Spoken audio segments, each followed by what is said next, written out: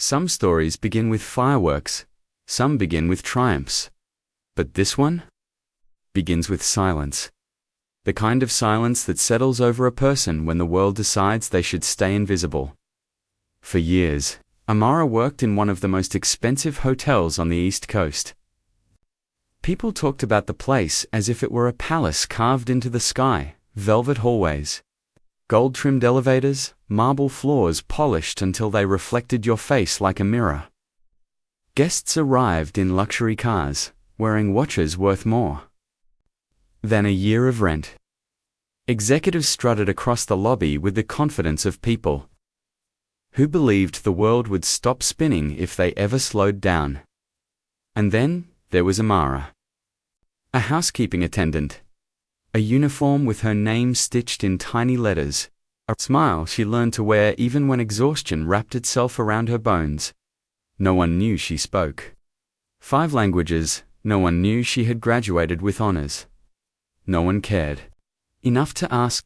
Every job application she submitted to move up the ladder was met with the same phrases. "We'll keep your resume on file. We found someone who's a better cultural fit. Maybe next quarter?" But next quarter never came. The hotel had a way of burying brilliance beneath aprons, mops, and laundry carts. People like her were expected to clean fingerprints off glass, not leave their own marks on the world. Yet fate never asks permission. Sometimes destiny arrives disguised as something ordinary. In her case, a phone call. It was a slow morning. Sunlight poured across the lobby as Amara pushed her supply cart toward the elevator. A businessman had spilled coffee on a couch upstairs, so she was headed to clean it before management noticed. As she waited, the hotel phone near the information desk began to ring. The receptionist wasn't there, probably helping a guest somewhere else. The phone kept ringing and ringing and ringing. Guests' heads turned, managers glanced around anxiously. No one stepped forward. Finally, out of instinct more than courage, Amara walked over and answered the call. "Front desk," she said gently. The voice on the other end spoke rapidly, not in English, not in Spanish, not in anything the hotel typically heard. It was Dutch. Without hesitation, Amara switched languages flawlessly, responding with clarity, precision, and calm confidence. She explained directions. She solved the guest's issue. She even apologized for the wait, transitioning between Dutch and English seamlessly. When she hung up, the lobby fell silent. A man standing nearby, tall, distinguished, carrying himself like someone used to commanding rooms, stared at her. As if he had just witnessed something extraordinary, he finally spoke. "You're multilingual." Amara nodded, unsure whether she had just caused trouble or saved the day. "How many languages?" the man asked. "5, she said softly. He seemed stunned, not impressed. Stunned before she could ask if everything was all right. 2 managers rushed toward her. "What do you think you're doing, answering front desk calls? That's not your department. Get back to your floor immediately." "Now." The man raised a hand, stopping them mid-sentence. "Is this how you treat your employees?" The managers stiffened. Suddenly, the arrogance drained from their faces. Amara could tell they recognized the man, though she had no idea who he was. Stepped closer to her. "What's your name?" he asked. "Amara." "Well, Amara, thank you. You saved me from missing a very important conversation." She blinked. "You?" He smiled. "Yes. I was testing the staff before my meeting upstairs. I'm the one evaluating this hotel for an international partnership." The managers froze completely. In that moment, the entire lobby felt like it was holding its breath. But the real storm came later. Within an hour, Amara was called to the executive office, a place she had never entered. A place where decisions were made that shaped hundreds of lives. Everything smelled like polished wood, expensive perfume, and power. Inside sat a panel of clean suits, cold eyes, tight smiles. "Why did you answer the phone?" one of them asked. Amara swallowed. No one else was there. The caller sounded urgent. "That's not the point," another snapped. "You stepped outside your role." And there it was. The line that kept people like her trapped in the same place forever. She looked down at her hands. They were trembling. Not because she was afraid, but because she was angry. Years of being overlooked, dismissed, and pushed. A sigh boiled quietly inside her, but before she could respond, the door opened. The same man from the lobby walked in. The room changed instantly. Chairs shifted. Spines straightened. Respect poured into the space. Like water flooding a dry river, he took a seat, then pointed directly at her. "She's the reason I'm still considering this hotel for our international expansion." The executives blinked in confusion. He continued.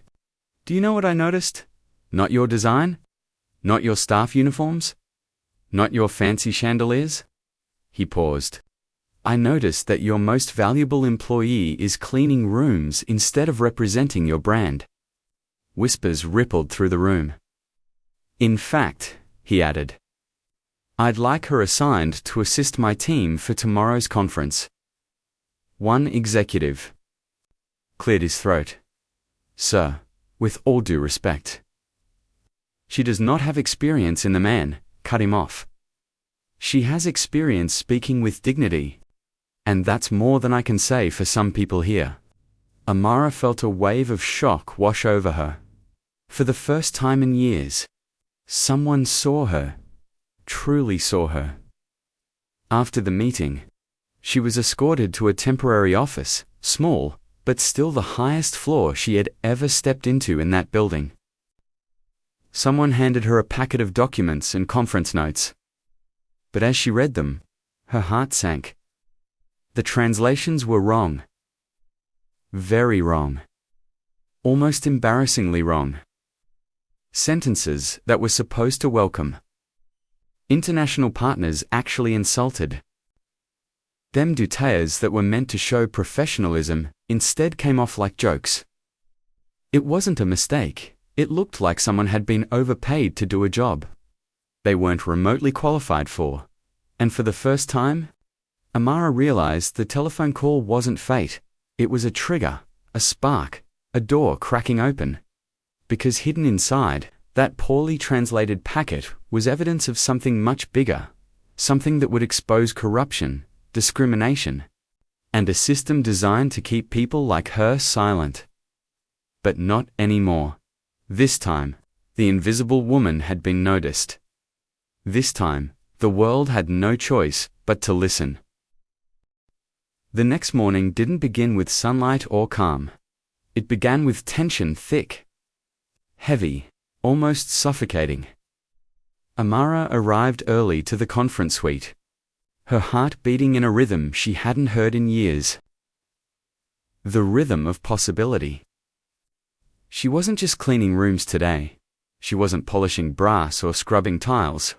She was walking into a world she had only seen from afar, the world of boardrooms, negotiations, and decisions that shaped entire industries. But the moment she stepped inside, she sensed resistance. The room was filled with executives, wearing expressions that rested somewhere between annoyance and disbelief.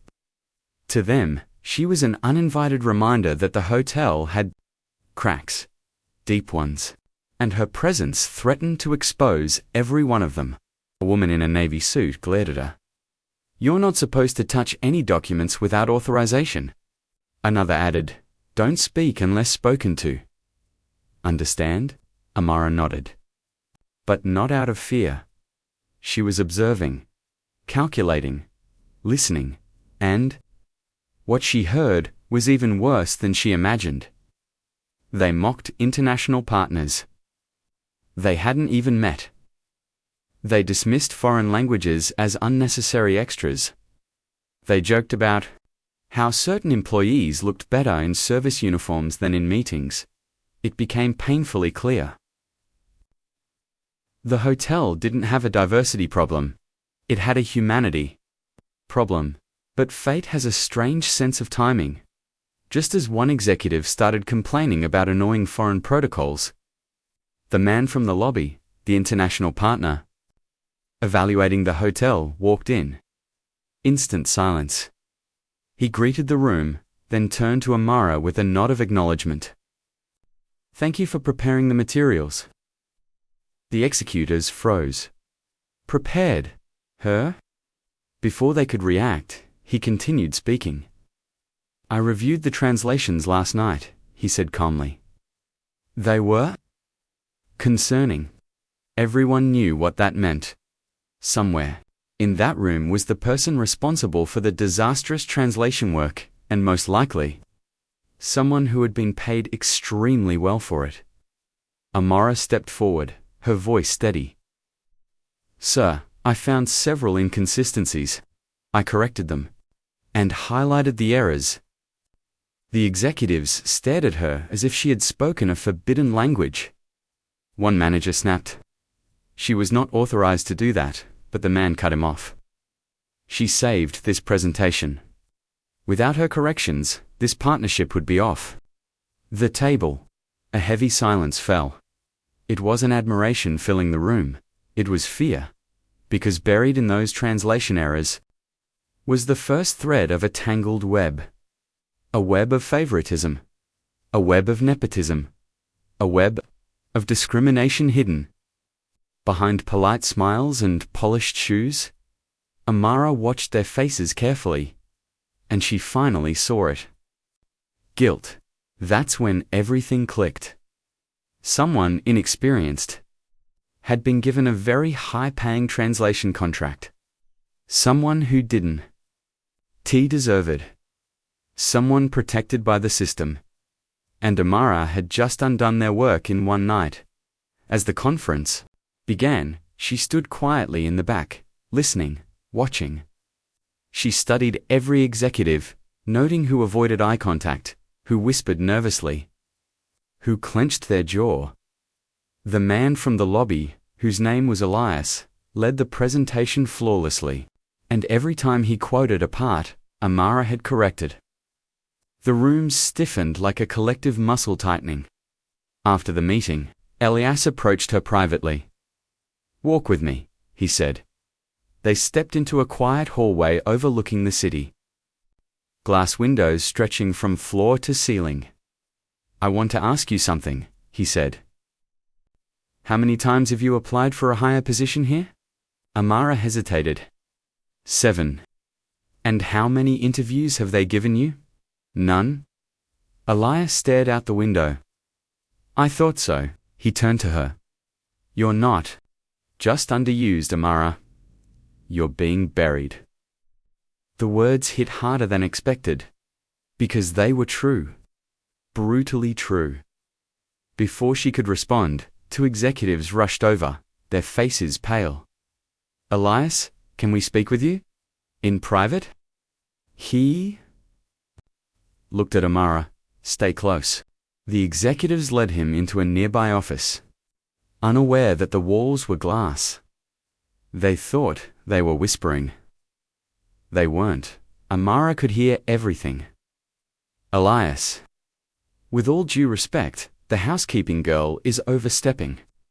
We don't want staff thinking they can jump departments. She doesn't fit the image of what we need." Doesn't fit the image? There it was.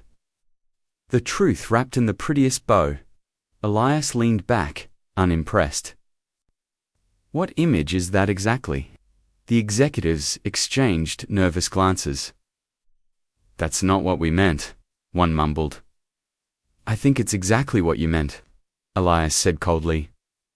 They tried to lead him into another argument, blaming budget cuts, blaming departmental structure, blaming protocol. But Elias wasn't hearing it. "You're discriminating," he said flatly. Dead silence. "You're sitting on talent while rewarding incompetence. How many Amaras do you have?"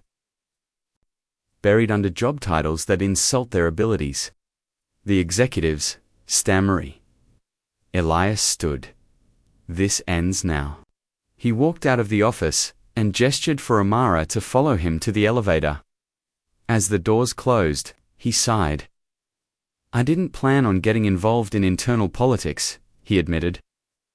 "But what I saw today..." He shook his head. "It's not just unfair, it's dangerous," Amara swallowed. "Sir, I don't want trouble. I just wanted a chance." "I know," Elias replied. "And you're going to get one." The elevator doors opened to the top executive floor, a place Amara had never been. But as they entered, something unexpected happened. A group of housekeeping workers, people who knew her, people who worked beside her for years, stared at her with wide eyes, not because she didn't belong there, but because she finally did. And for the first time, Amara felt it too. She wasn't being allowed into this space. She was rising into it, but she didn't yet understand, the war she had just walked into. Because exposing incompetence was one thing. Exposing discrimination rooted in power, that was something entirely different. And if she thought the translation scandal was the end, she was wrong. It was only the beginning. This hotel had secrets buried so deep they could shatter reputations, end careers, and flip an entire industry upside down. And Amara, the invisible woman they tried to silence, was about to uncover every one of them. The next 24 hours would change everything. What began as a simple correction of a mistranslated document was now spiraling into something far deeper. A truth the hotel's leadership had spent years burying beneath shiny floors and polished smiles. Amara walked into the HR department early the next morning, unsure of what to expect. When she entered, a woman she had never met before looked up from her desk with an expression that wasn't dismissive. It was relieved. "You must be Amara," she said, standing quickly. "I've been waiting for you," the woman introduced herself as Layla, the newest recruitment analyst at the hotel. "I saw your file months ago," Layla admitted. "Your qualifications? Your degrees? Your languages?" She shook her head. "I couldn't understand why you were still in housekeeping," Amara exhaled. "I applied for transfers many times." "I know," Layla said softly. "I found all the requests. All of them blocked. Blocked, not ignored. Not misplaced. Blocked. Laila lowered her voice. "They didn't want people like you moving up." The words were soft, but they landed like a punch. "People like me?" Amara whispered. Layla nodded. "Skilled, educated, ambitious, and not someone they could easily control." Amara felt her chest tighten. She had suspected discrimination, yes, but intentional sabotage. A system designed to keep her exactly where she was. That was something far darker. Layla handed her a folder. "These are your transfer documents." I processed them myself. Amara took the papers, the first official proof that she wasn't imagining everything. Someone had been actively holding her down, and that someone was about to be exposed. Later that afternoon, Amara was called to assist with preparations for a high-stakes international meeting. As she entered the conference room, she spotted something troubling. The printed documents on the table, the same documents she corrected, had been replaced, but not with her corrected versions. With the flawed ones? Again Amara's pulse spiked. Someone was trying to sabotage the meeting again. Before she could react, the door opened, and in walked the last person she wanted to see. Marvin Harley, Director of Operations. Man who had never once spoken to her with respect in 6 years. He looked her up and down with a fake smile. Well, he said smugly. Housekeeping, making a habit of wandering into executive areas. Amara didn't flinch. The translations for today's meeting are wrong. Marvin's smile vanished. What did you say? They're wrong, she repeated. And dangerous. Marvin's jaw tightened. That's impossible. No, Amara said calmly. It's intentional. Marvin stepped closer, lowering his voice. Listen to me. You're making a mistake. His tone shifted from dismissive to threatening. I know how to make people disappear from this hotel. Amara stared at him. Unmoved. You've already been trying. Marvin's expression cracked. Before he could respond, the CEO, Mr. Rowan, entered the room unexpectedly. Is something wrong here? He asked. Amara turned toward him. Yes, sir. The translations you were given this morning are incorrect. These are the accurate versions. She handed him her folder. Marvin interrupted quickly. She's mistaken. Our contracted translator provided the official files, but Rowan wasn't listening to Marvin. He was reading Amara's corrections. His expression hardened. These are significantly better, he said. Who approved the originals? Marva opened his mouth, but no. Words came out. Rowan looked at him sharply. Well... Amara watched Marvin's face drain of color. Before he could compose an excuse, a voice came from behind them. Mr. Rowan, sir. I think you need to see something. Layla stepped inside, holding a stack of documents, shaking slightly, but determined. These are the hiring and promotion files from the last 5 years. Rowan frowned. Why are you bringing this to me? Because, Layla said steadily, there's a pattern. A very clear pattern. She placed the documents on the table. In every case where a minority candidate was fully qualified, the application was marked with the same code. She pointed to a handwritten note. Not a cultural fit.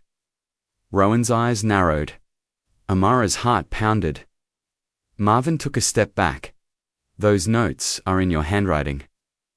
Layla said quietly. The room went still.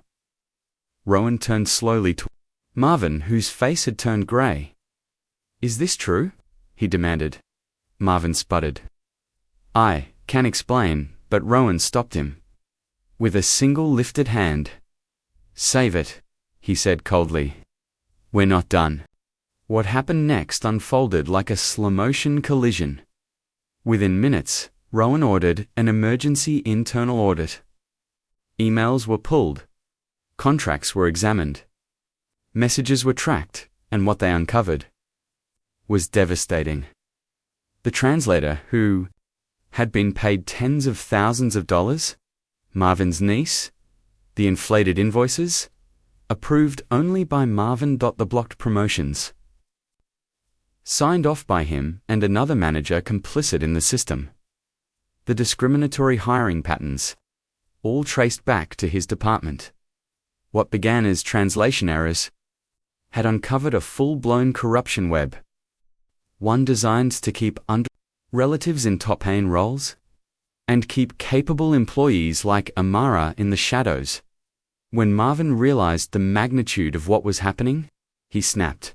He lunged toward Amara, pointing a finger at her. You ruined everything. You think you can destroy me? You're nothing. But before he could finish, Rowan stepped between them. No, the CEO said firmly. She's the one who saved us. Security was called.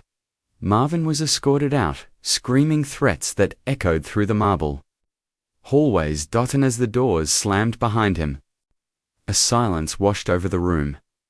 A silence that felt like the world finally exhaled. Rowan turned to Amara.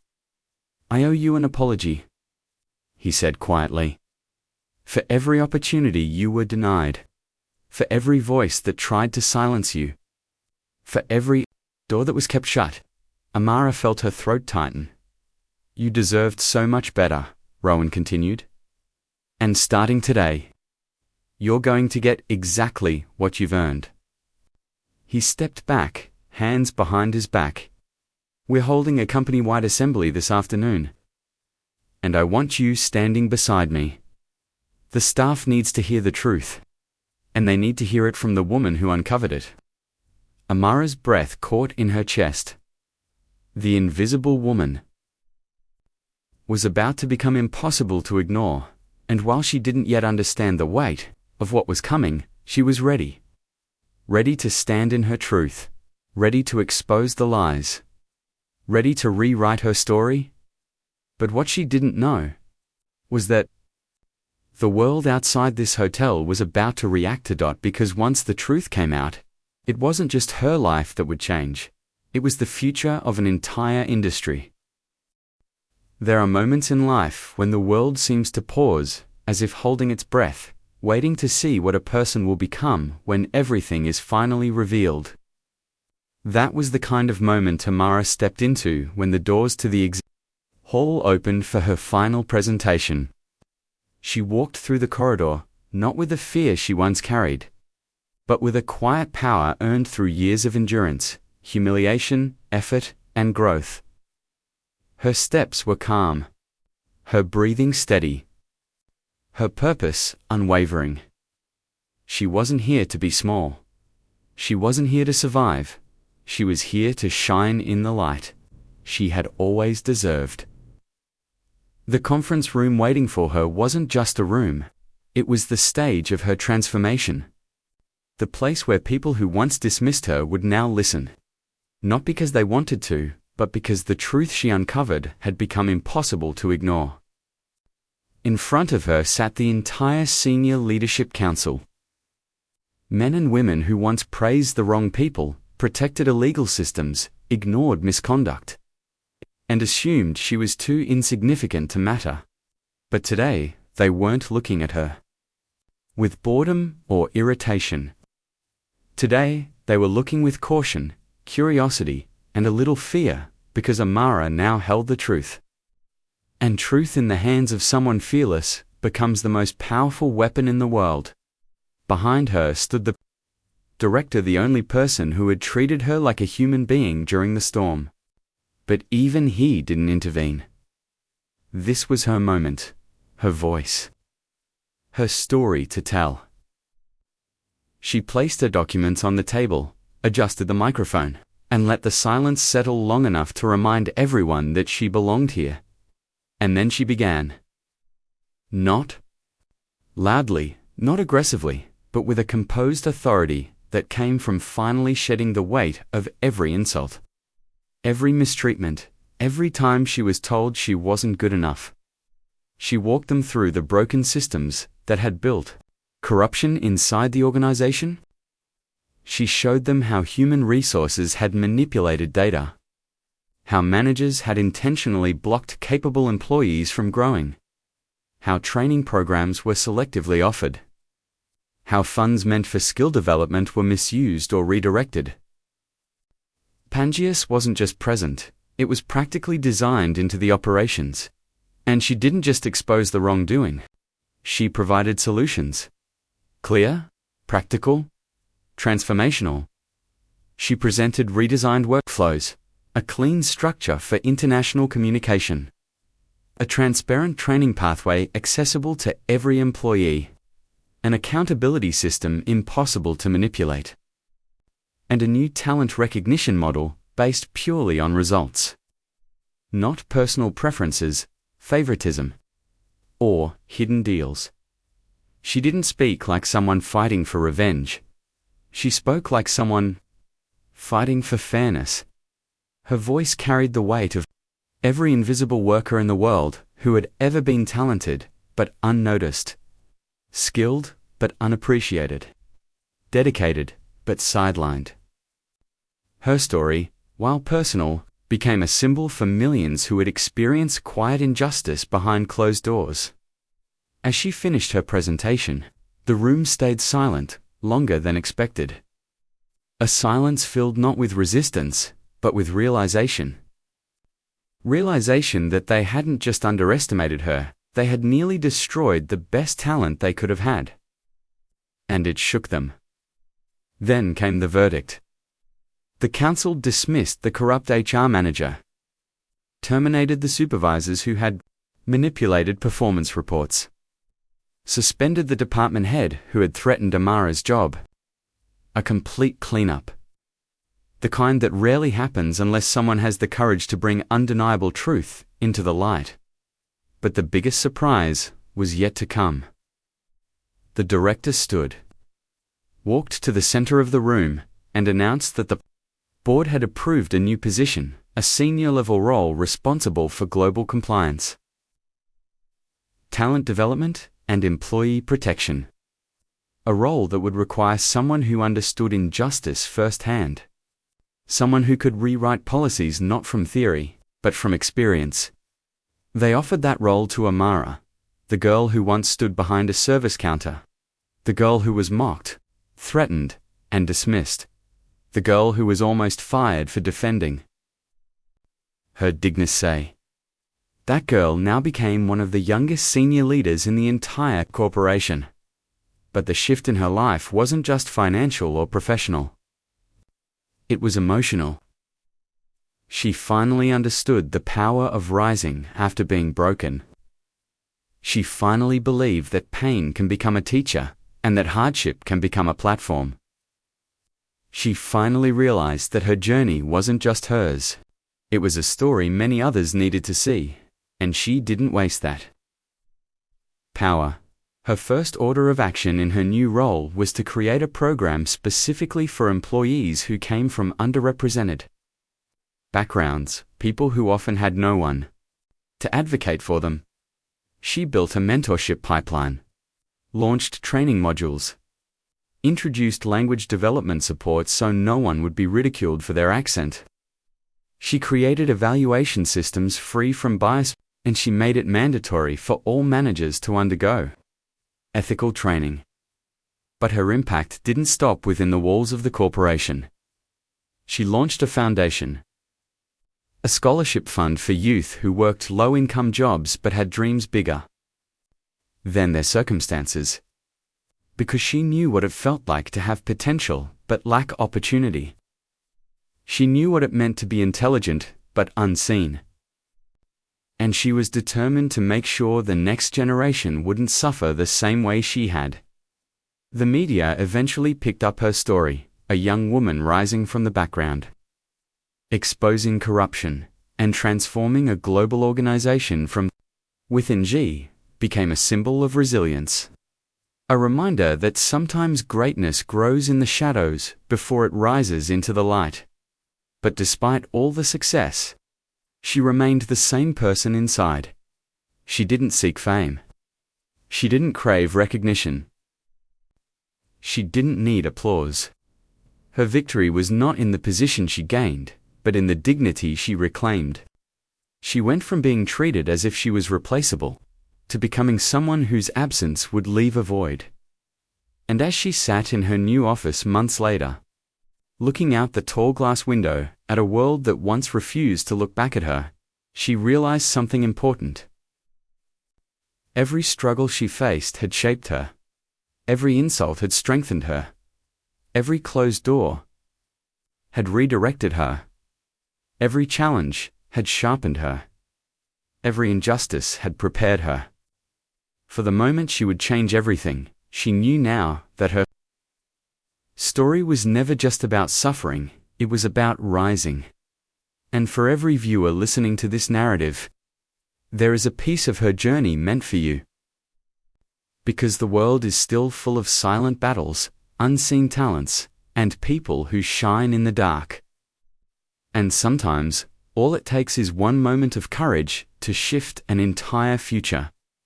Amara found her moment, and now she lives every day making sure others can find theirs too.